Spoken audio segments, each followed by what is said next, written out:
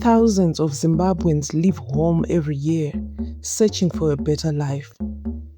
Tapiwa thought South Africa would give him everything he wanted. He was wrong. This is his story.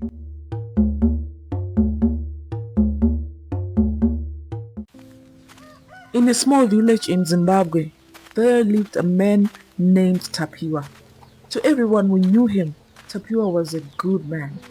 He was not the richest man in the village. He did not own a big house or drive an expensive car.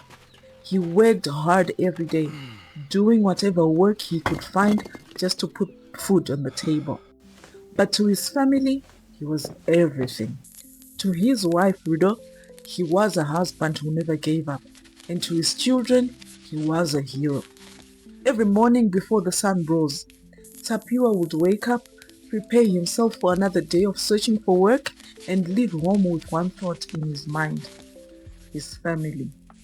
Because Tapiwa had a dream that one day his children would not struggle the way he had struggled, a dream that his wife would never again have to worry about tomorrow. But in Zimbabwe, finding enough work to support a family was becoming harder every day. Some months were good, many months were not. There were days when Tapiwa would come home tired, carrying nothing except disappointment. And every time his children ran to greet him, he felt the same pain. The pain of knowing he wanted to give them more, but he could not. One evening, while sitting outside their small house, Tapiwa and Rudo looked at their children playing in the yard. They watched as their youngest child laughed while chasing a homemade toy. For a moment, they forgot about their problems. But both of them knew the truth. Love was not enough. The children needed school fees. They needed clothes, opportunities, and that was when the idea came. South Africa. Many people from their community had gone there looking for better opportunities. Some returned with money, some with cars, and some returned with stories of a new life. And slowly, the thought became a possibility. Maybe Tapiwa could go. Maybe he could work there for a few years. And maybe he could build something for his family. It was not an easy decision, because leaving was not just about crossing a border. It meant leaving behind the people he loved the most. The day Tapiwa left, the entire family felt the weight of that moment. His small bag was packed, his clothes were ready, and his journey was beginning. But nobody knew how long the journey would be. Rudo tried to be strong. She smiled for her children. She encouraged her husband and told herself that this was only temporary. That soon he would return. That soon they would finally have the life they dreamed about.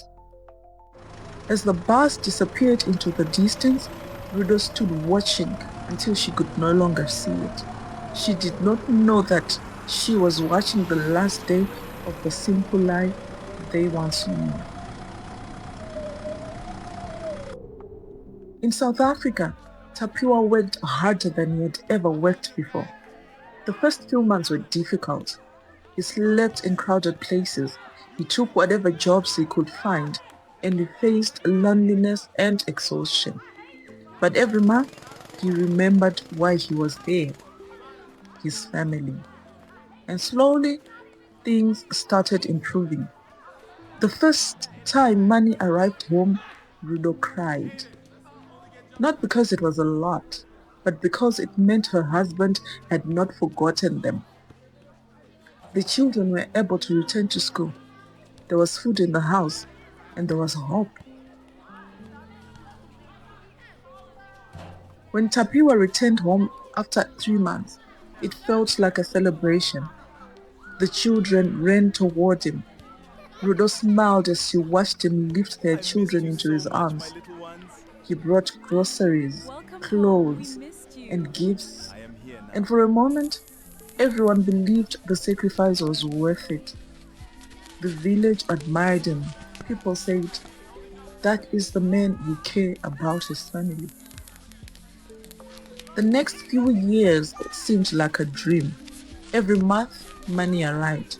Every few months, Tapiwa returned home. The family grew stronger. They started building a better house. The children continued their education. Rudo believed that the hardest days were behind them. She believed a husband was building a future for all of them.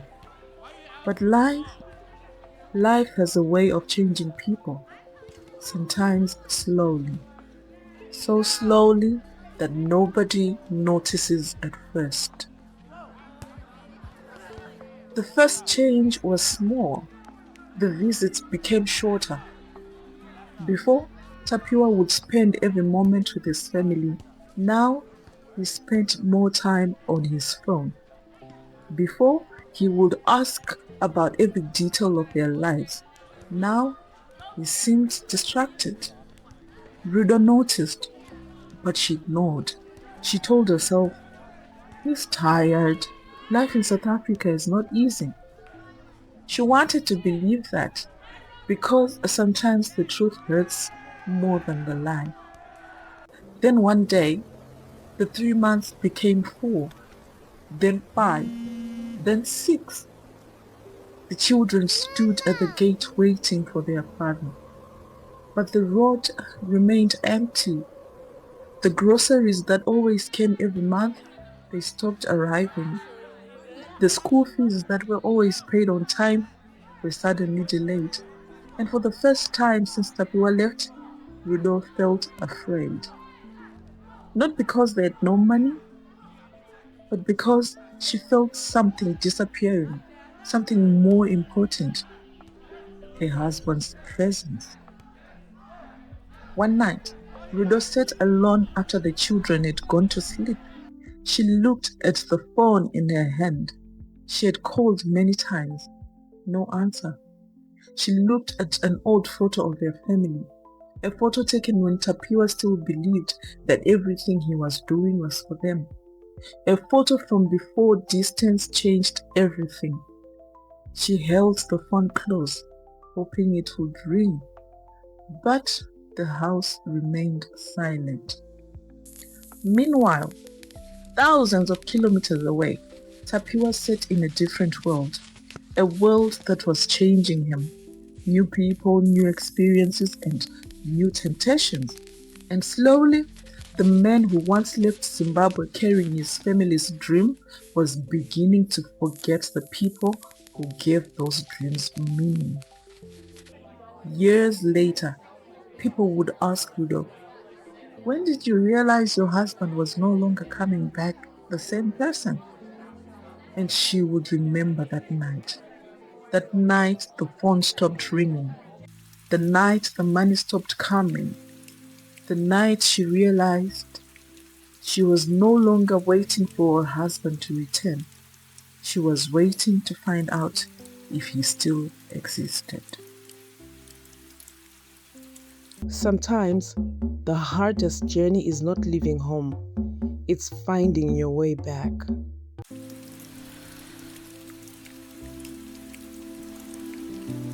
The first thing Rudo noticed was the silence.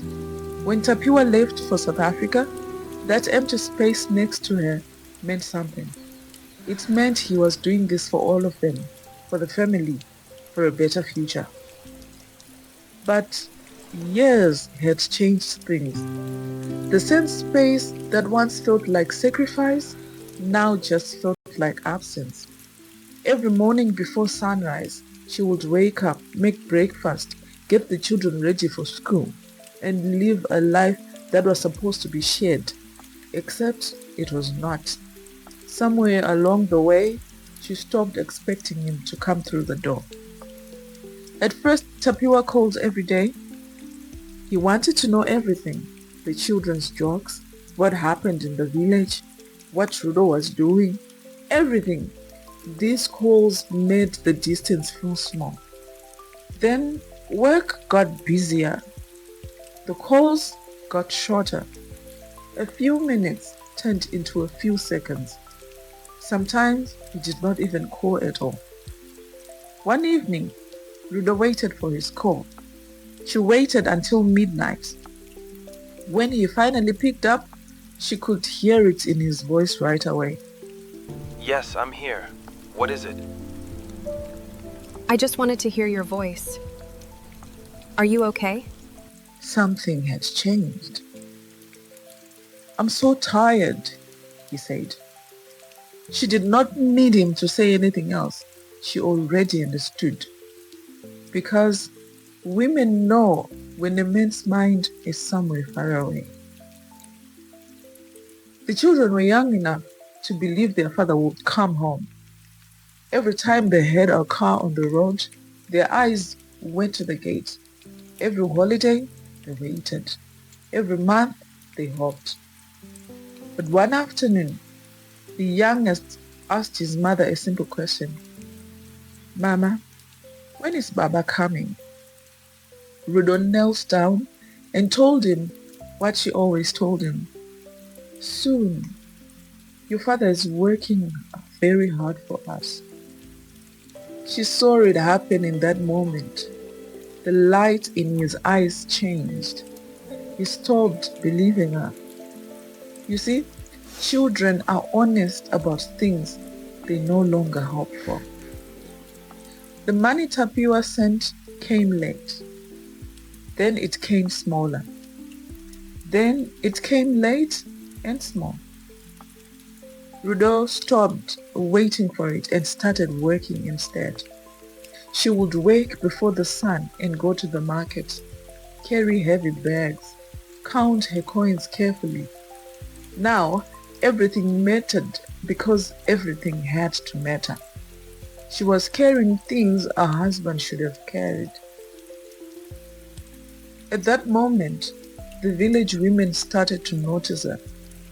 They came to her with their own problems. They borrowed money from her. They asked her advice about their children, their businesses, and their lives. Without planning it, Rudo became someone people came to when things fell apart. Tapiwa sat alone in his apartment in Joburg one night. The city outside was loud with life. His room was quiet. He opened his phone and looked at old pictures. Rudo smiling, the children when they were smaller, his family from a long time ago. For a moment, he remembered why he had come. All the promises he made, all the plans they talked about. His hand moved to call her. Then he stopped. He always knew what she would ask him, and he did not have a good answer to give. While Rudo was becoming stronger, more sure of herself, Tapiwa was becoming comfortable with his life far away. In Joburg, his family was becoming something that existed in his phone, in memories, in promises he meant to keep. In the meantime, Rudo was building something he did not know about, a small business selling things from home. It was not much money, but it was hers. She made the choices and she took the risks. They were becoming different people. The distance between them was doing that. Rudo called him. She did not want to fight. She just wanted to hear his voice and know he was alive. The conversation was very short. Before she hung up, she asked one thing. When are you coming home?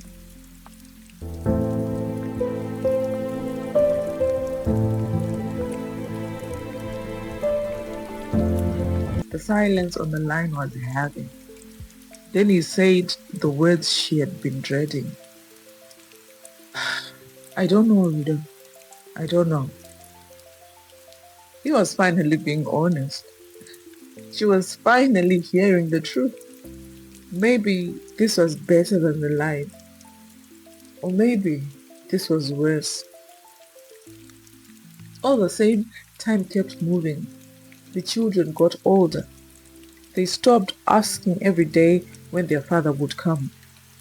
They did not stop loving him, they just learned not to wait for things that might never happen. Tinokudza chikoro chedu. Tinokudza mhuri yedu. Rudo watched them grow. She taught her daughter how to negotiate prices at the market. She taught her son to look after his younger sister. She taught them how to be strong. And she understood something that broke her heart a little bit. Her husband was missing the moments that were making his children who they were. Look at you both. You have grown so much. We have made it through all of these years. I only wish your father was here to see you now. These moments would never come back. He would never have them again. Somewhere in Joburg, Tapiwa was offered a promotion, better money, a real chance to build something in South Africa. Everything he said he left his family for was finally happening. He sat in his room, holding his phone, looking at a photo of his daughter that Rudo had sent him months ago. This daughter did not remember his voice. She might not even recognize his face. He had become the kind of man who makes money instead of memories. He had made the choice, not once. Every single day, he chose it again. One evening, Rudo sat outside their home and watched the sun go down. This was the same road where she had watched her husband leave. The same road where she believed he would come back. She was looking at her children playing. Then she looked back at the road. For the first time in all these years, she was wondering something different. She wondered if the man who left was the same man who would eventually come.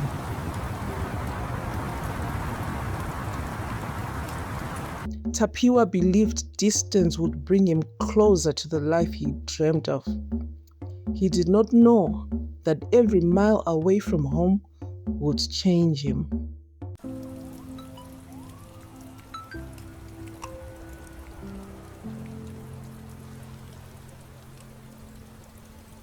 The first thing Tapiwa noticed when his life started to break was simple. People stopped answering his calls. For years, his phone had been a bridge between two worlds, Zimbabwe, South Africa, Rudo and the children, and his work. Now it just reminded him of everything he was losing. The city that once promised endless possibilities was starting to feel small. And for the first time in years, Tapiwa was forced to sit with a question he had avoided his whole life. What happens when everything you built costs you everything that matters? I'm really glad we did this. You deserve some happiness. Thank you, Notando. When he met Notando, he felt something he had forgotten. She did not know the struggling man from Zimbabwe. She did not know about the late child support or the missed birthdays. She saw a man who had made it, a man who had built something and was important. Tapiwa wanted to believe her. For a while, the dinners were good, the laughter was easy, there were no difficult phone calls about children who were waiting, no reminders of promises he could not keep. It was simple, but simple things do not usually mean what they seem. When Tapiwa's money became less reliable, Notando's affection became less reliable too. She moved out on a Tuesday, left a note just like that. Tapiwa learned what Rudo learned years before, but in a different way. Some people stay because they care, and some people stay because you pay them to. The difference becomes clear when there's no money left to give. Back in Zimbabwe, Rudo's small market business grew into something real. The corner shop she opened started small, a few shelves, some maize meal, some cooking oil, sugar, salt, the things families needed every day. But Rudo was smart about it. She stocked what people actually bought. She made deals with wholesalers around Chitungwiza. She opened early and closed late. Other women stopped by to see how she did it. Rudo taught them. This mattered to her, not just surviving, but showing others they could survive too. The shop grew, then it grew again. By the time years had passed, Rudo's store was the biggest in the area. It had a proper counter, shelves stacked high. Customers from other villages around Dema came to shop there. She employed 3 workers, and she built a reputation. The money was real now. Rudo used it to fix the house. She replaced the roof that had been leaking. She painted the walls a fresh white. She put new windows and a proper door. She bought furniture, a real bed, a table, chairs. Everything was new. And now she dressed differently. Good dresses, a green coat for church, shoes that were not falling apart. When she went to town, people noticed. And by now, children were going to better schools. They wore uniforms that fit. Rudo was no longer just surviving, she was building. One afternoon, a customer at the shop asked her, "Your husband must be very proud." Rudo did not answer. She just packed the groceries and took the money. That night when Tapiwa called, which was rare now, she mentioned the store, told him it was doing well. There was silence on the line. "That is good," he finally said. "That is very good, Rudo." But something in his voice had changed. He was not proud. He was not excited. He sounded like a man listening to a stranger talk about a life he was no longer part of. Because Rudo had done something that broke something inside him. She had succeeded without him. She had not needed him to be fine. And men like Tapiwa struggle with that. So he stayed away even more. Everything happened at once. The job started shaking. The apartment felt smaller. The fear started growing. This news is very serious for us. We do not know what will happen. Other workers from Zimbabwe were talking about leaving, going home, admitting that South Africa was not the answer they thought it was. One evening, Tapiwa opened his phone and looked at old pictures. Rudo, the children, a younger version of himself who still believed every sacrifice had a reward waiting. He looked at his family. Then he looked around the empty apartment. And he understood something he had been running from for years. He had not just been away from home. He had been running from seeing what he was doing to the people who loved him. And now he could not run anymore. When Tapiwa left for South Africa years ago, he carried 2 bags filled with hope. When he came back, he was carrying 1 small bag with a few clothes and nothing else. The taxi dropped him at the edge of the village. He started walking home on a road he had walked 1,000 times before. Then he stopped. The house was not the house he remembered. The walls were white, fresh. There was a new door, real windows. The roof was solid. There was a second room added on the side. Tapiwa stood there holding his bag. A woman was coming out of the shop nearby, a big shop, bigger than anything that had been there before. Rudo's name was painted on the sign in fresh letters. The woman went inside the shop. Tapiwa followed. The shop was full. Shelves stacked high with maize meal, cooking oil, sugar, salt, everything. 3 people working behind counters, a line of customers, and his wife was managing it all. Rudo did not see him at first. She was helping a customer writing something in a book, moving like she knew exactly what she was doing. She was wearing a good dress. Her hair was done. Her shoes were new. She looked like a woman who owned something. Then she saw him standing in the doorway with one small bag. Her hand stopped moving. She looked at her store. She looked at Tapiwa. She looked at the difference between what she had built and what he was holding.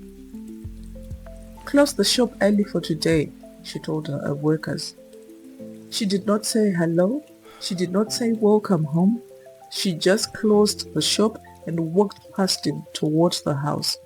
Tapiwa followed, still holding his small bag. The house was nicer inside too. Clean, painted, real furniture. Youth children sat at a table doing homework. They looked up. They did not recognize their father immediately. Then they did, but they did not move. They sat at the table. Rudo did not offer him food, did not ask how his journey was. She just sat there with the children, waiting for whatever he had come to say. Tapiwa looked at his daughter. She was older now, almost a teenager. She looked away. His son stared at him with no expression.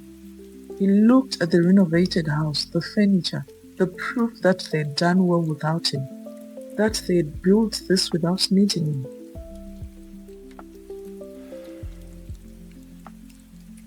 I'm sorry.